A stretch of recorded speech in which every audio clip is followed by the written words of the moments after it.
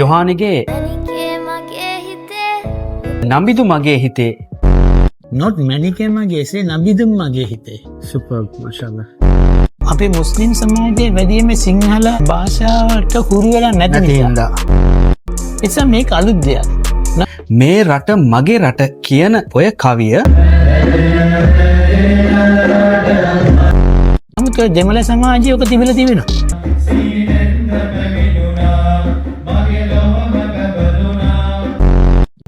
ඊයේ පෙරේදා සූෆි සංදර්ශනයක් තිබ්බා. සූෆි කොන්සර්ට් එකක්. මේ වෙලාවේ ලංකාවේ ප්‍රසිද්ධ ඒ වගේම ජාත්‍යන්තරයට ගිය කණ්ඩායමක් වන මාදිහුර් රසූල් ඔන්සෙම්බල් මේ ලයිවින් කොන්සර්ට් එකක් තමයි මේ තිබ්බේ. එතකොට මේ වෙලාවේ මේගොල්ලන්ගේ ඔය ගායනා කරන විලාශය ඇත්තටම හරිම ප්‍රසිද්ධයි. මේගොල්ලන් ලංකාව විතරක් නෙමෙයි ඉන්දියාවේ, සෞදි අරාබියාවේ, ඒ වගේම ඊජිප්තුවේ කොන්සර්ට්ස් කරලා තියෙන අපේම ලංකික කණ්ඩායමක්. මෙන්න මේ වෙලාවේ මේ සංදර්ශනයේ ප්‍රසිද්ධ වෙච්ච ගීත ටිකක් තිබ්බා. පළවෙනි එක තමයි ටිකක් ජාතික අනුරාගයෙන් ජාතික ආලයක් එන මේ රට මගේ රට කියන ඔය කවිය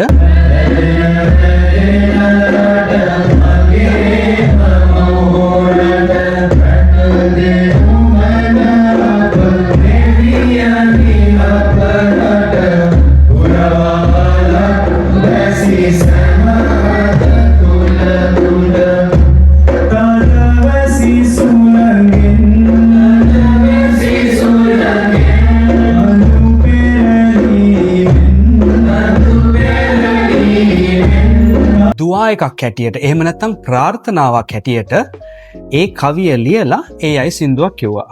ඊළඟට ඉතාමත්ම ප්‍රසිද්ධ වෙච්ච යොහානිගේ නම්බිදු මගේ හිතේ කියන ලියලා තියෙන්නේ the lyrics writer is none other than this particular gentleman. ඔය වාක්‍ය පෙළ අරගෙන ඒ අය ගායනා කරා. මා නබි පෙළෙහි පැටලුණා ජීවයට ලැබිපනා එහි පෙළි යමි පාරි නබි ගැනම සිතමිනා සීනෙන්ද පැමිණුණා මගේ ලොවම පැබළුණා මගේ ජීවිතේ දැසතර සමුණා. These two have become very famous and in fact Yohani's song became a talk of the town. So there are people who are questioning certain things and other අපි ඉන්නේ ඒ ගැන කතා කරන්න. මාත් එක්ක අද ඇවිල්ලා ඉන්නේ මෞලවි මුස්නද් සුෆියාන් අල් මුස්තෆවි. මෙතුමාණන් ගැන පොඩි හැඳින්වීමක් දෙන්න. මෙතුමාණන් ආලිම්වරයෙක් එහෙම නැත්නම් මෞලවි කෙනෙක්, දේශනා පවත්වන පුද්ගලයෙක්, ඒ වගේම භාෂා තුනෙන්ම දේශනට අමතරව කවි ලියන පොත් පරිවර්තනය කරන පුද්ගලයෙක්. ඒ වගේම පෞද්ගලික අංශයේ මෞලවි කෙනෙක් හැරෙනකොටගෙන පෞද්ගලික අංශයේත් වැඩ කරන පුද්ගලයෙක්. ඒ භාෂා තුනට අමතරව අරාබි ඒ අතරින් ප්‍රමුඛත්වයක් අරගෙන ඒ කලාවත් අරගෙන එතනින්ුත් කවි ලියලා තියෙනවා. ප්‍රංශය ඉතාලි භාෂාවත් ප්‍රගුණ කරපු පුද්ගලයෙක් තමයි අපිත් එක්ක ඉන්නේ. මෙන්න මෙයාගේ මෙන්න මේ හැඳින්වීමෙන් ඇයි දන්නවද? ඔය ඔයගලන් දැක්ක වීඩියෝ එකේ කවි දෙක ලියලා තියෙන්නේ the lyrics writer is none other than this particular gentleman. So everyone is talking about the song. It's my duty to get the lyrics writer behind this. Mustad Sufyan Maulituma, assalamu alaikum. Wa alaikum assalam wa rahmatullahi wa barakatuh. ආගේ කවි පෙළිය දැන් viral වෙනවා, ගොඩක් කට්ටිය ඔය ගැන කතා වෙනවා, කතා වෙන තත්වයකටත් ගිහිල්ලා තියෙනවා. මොකද්ද මේ ගැන ඉස්ලාම් කතා කරන්න තියෙන්නේ? පළමුවෙන්ම මම කියන්න ඕන යම් දෙයක පිළිගැනීමක් ලැබෙන්න නම් ඒකට හේතුව අල්ලාහගේ ඒ රහමතේවත් කරුණා මහිමය. මොකද ලා හවුල වලා කුවත ඉල්ලා බිල්ලා අපේ කිසි දෙයක් අපට කරන්න බෑ අල්ලාහගේ ආශිර්වාදය නැත්නම්. ඇත්තට මමවත් හිතුවේ නෑ කි මේ තරමට වෛරල් වෙයි කියලා. හේතුව ජුම්මා දේශනයක් සඳහා බස් එක ගමන් කරමින් සිටිනවා. ඔව්. කිව්ව විදියට තව දෙකයි වගේ තියෙන්නේ. ඒ වෙලාවේ කිව්වා මට මේ විදිහට මේ රට මගේ රට කාලෙට මේ ලංකාවට ප්‍රාර්ථනා කරලා පද කීපයක් හදලා දෙන්න කියලා. කොහොමද බාර ගන්න කියලා හිතනකොට ඒ වෙලාවෙම බස් එකේදීම ෆෝන් එකේ ටයිප් කරලා විනාඩි 10ක් 15ක් ඇතුළත ඒක ගොතක දුන්නා. යන ගමන්ම කරේ ඒකටක් ගාලා. යන ගමන්ම. ඊට පස්සේ මම හිතුවේ නෑ මෙච්චර grand. I never thought it was such a grand show. Yes. And after seeing the video I was really thrilled. Right. ඉතින් ඊට වඩා මම දැක්කා අපිට ලැබුණු comments බලනකොට මුස්ලිම් අය විතරක් නෙවෙයි සෑහන මුස්ලිම් නොවන අයත් සෑහන කොමන්ට් කරලා තිබ්බා. අනිවාර්යෙන් සෑහෙන පිළිගැනීමකුත් ඇවිල්ලා තිබ්බා විශේෂයෙන්ම මේ මගේ රට කියන සින්දුවට. සින්දුවට.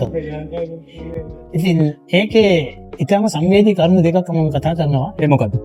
දෙකක් තමයි ප්‍රාර්ථනාවක් ඇතුළේ නේ කියන්න කිව්වේ. ඉතින් ප්‍රාර්ථනා මොනවද කරන්නේ? අපේ හිතේ ඇතුළේ තියෙන ප්‍රාර්ථනා ගොඩක් තියෙනවා. ඔව්. දැන් වර්තමාන තත්ත්වයට අපි ඔක්කොම හදවත් බිඳිලා ඉන්නේ. ලංකාවට සිදුවුනේ විපත් නිසා. ඔව්. එතකොට මීට පස්සේ මේ වගේ දෙයක් අපේ රටේ දරා ගන්න බෑ.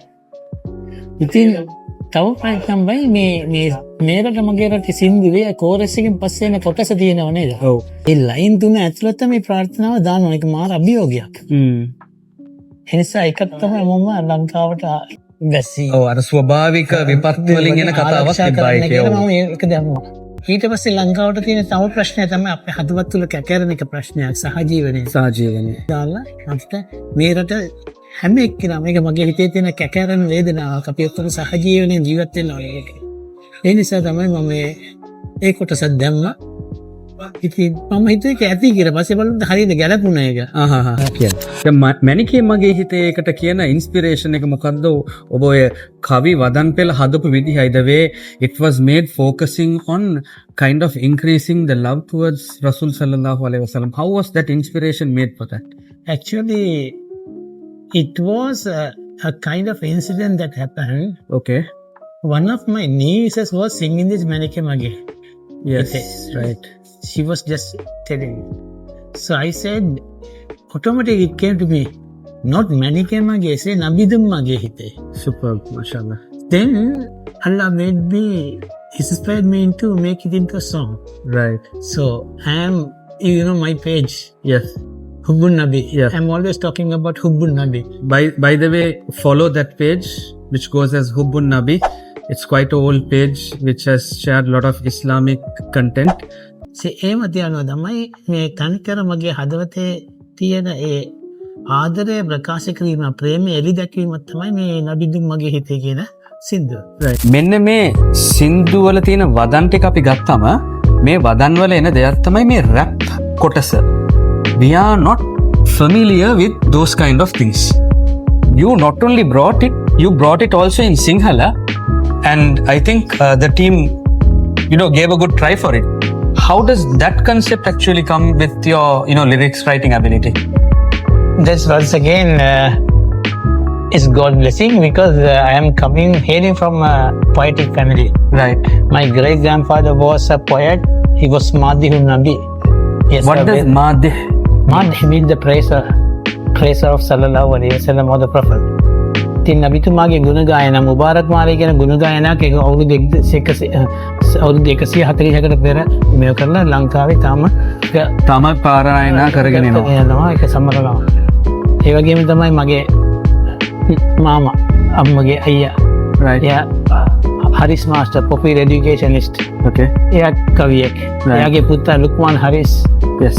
එයාත් බයිලින්ගුවල් පොයට් කෙනෙක්. එයා හොත කෙනෙක්.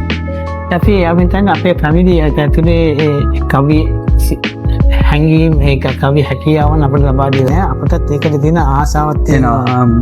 ආසාවක් තියෙන නිසා තමයි මම වැඩියෙන්ම හිතමයි උදාහරණයක් වශයෙන් අනිත්‍යයේ සින්දු බලනකොට තේරෙන ඇත්ති මම හැමතිස්සෙම මේ රයිම් එක මේන්ටේන් කරන්න බලනවා. ඒක දේශි වෙන්නේ ඒක ඇත්තටම ඒක තුක භාෂාව ගැන වියත් භාවයක් තියෙනවා. ඉතින් ඒක පුරුදු වෙලා මම මේකට හුරු වෙලා තියෙන ඕනම භාෂාවකින් මම කවියක් හරි සින්දුවක් රචනා කරනවා. හැමතිස්සෙම කන්සන්ට්‍රේට් කරලා තමයි රයිම් එක නම එහෙමත් නැත්නම් body code that එලි සමය එලි වැට රැකීම සුරකීම. ඉතින් ඒක නිසා තමයි rapping.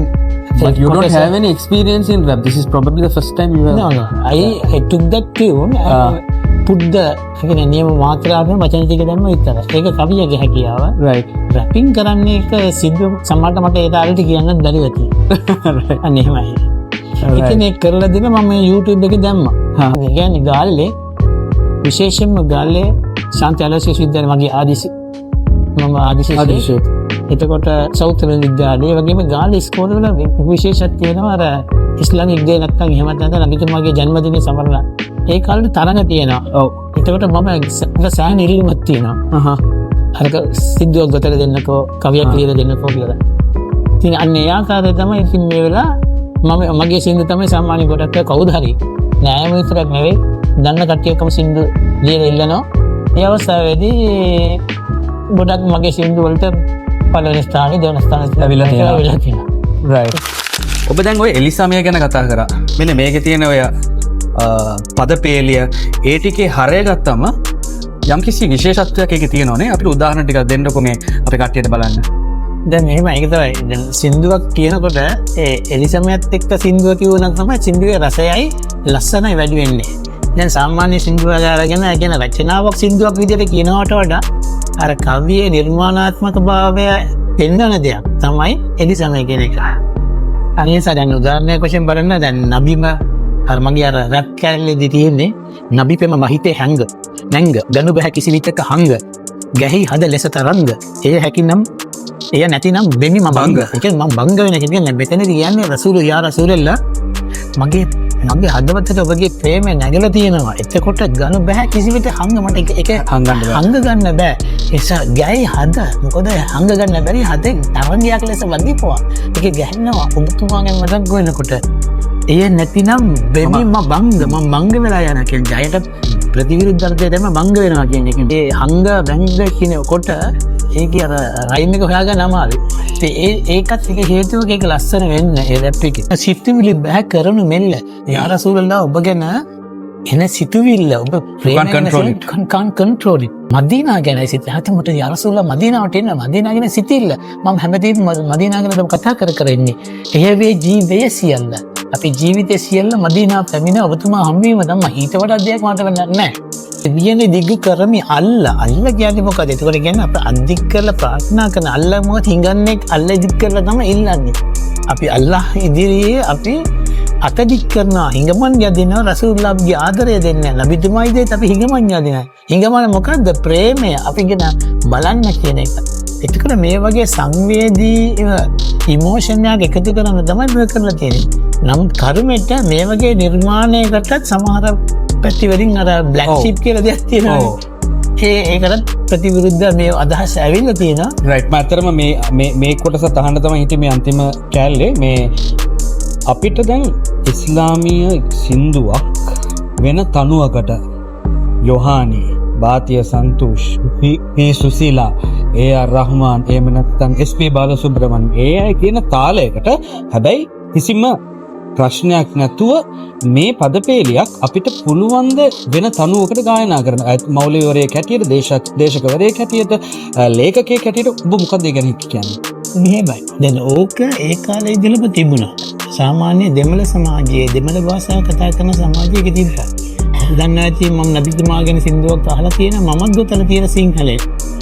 தங்கத்திலே ஒரு குறை இருந்தாலும் දැසම පෙනුනද මනස අඳ වූ මිනිසෙකු හොඳ වේදෝ.